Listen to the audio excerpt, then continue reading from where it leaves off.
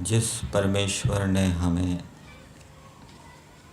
सुख प्रदान करने के लिए 4 वेदों का ज्ञान दिया, वो परमेश्वर कैसा है?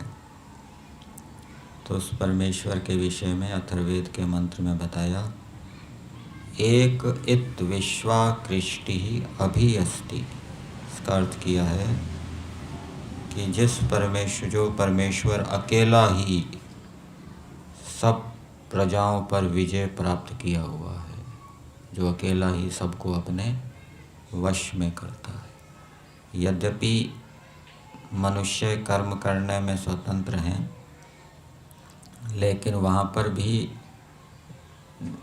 नेत्र से वो रूप का ही ज्ञान कर पाएंगे, नेत्र से गंध का ज्ञान नहीं करेंगे।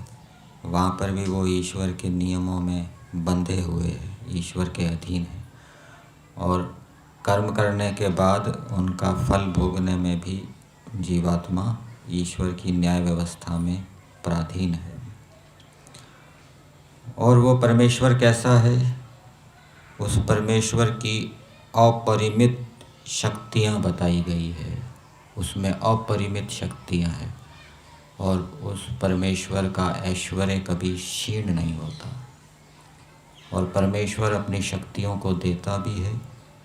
जो आत्मसमर्पक है, अपनी आत्मा को ईश्वर के समर्पित कर देता है, मन वचन कर्म से वेदों के अनुकूल ईश्वर की आज्ञा शिक्षा भय लज्जा शंका आदि के अनुरूप चलता है, तो परमेश्वर उसको विशेष शक्तियों को प्रदान करता है। और ऐसे उपासक को परमेश्वर बढ़ाता भी है।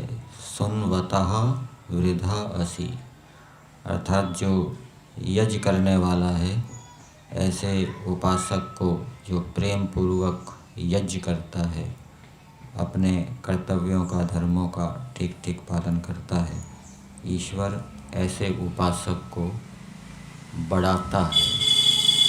उपासक को बढ़ाने का मतलब क्या है?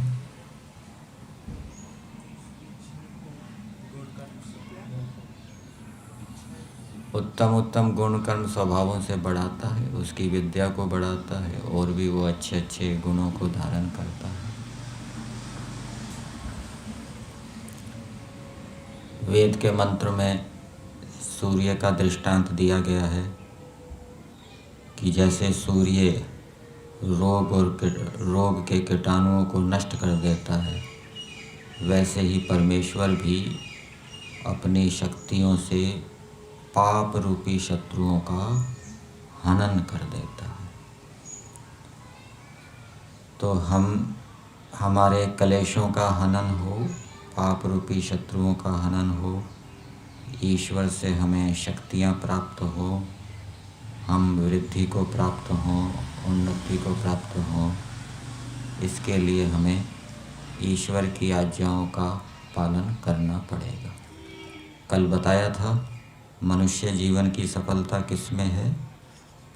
यदि हमारी मनुष्य जीवन प्राप्त करके उन्नति हो रही है, अधिक अधिक हम पुण्य कर्म करते जा रहे हैं, पाप को छोड़ते जा रहे हैं, बुराइयों को छोड़ते जा रहे हैं, अच्छे अच्छे गुणों को धारण करते जा रहे हैं, तो ये मनुष्य जीवन की सफलता है।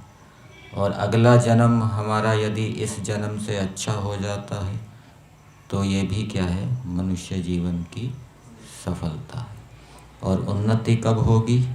उन्नति का साधन बताया गया है व्रतों का पालन। जब हम व्रतों का पालन करेंगे, व्रतों को धारण करेंगे, तब उन्नति होगी। बिना व्रतों को धारण किए उन्नति नहीं होगी। ईश्वर के गुण कर्म स्वभावों को धारण करने का व्रत होना चाहिए।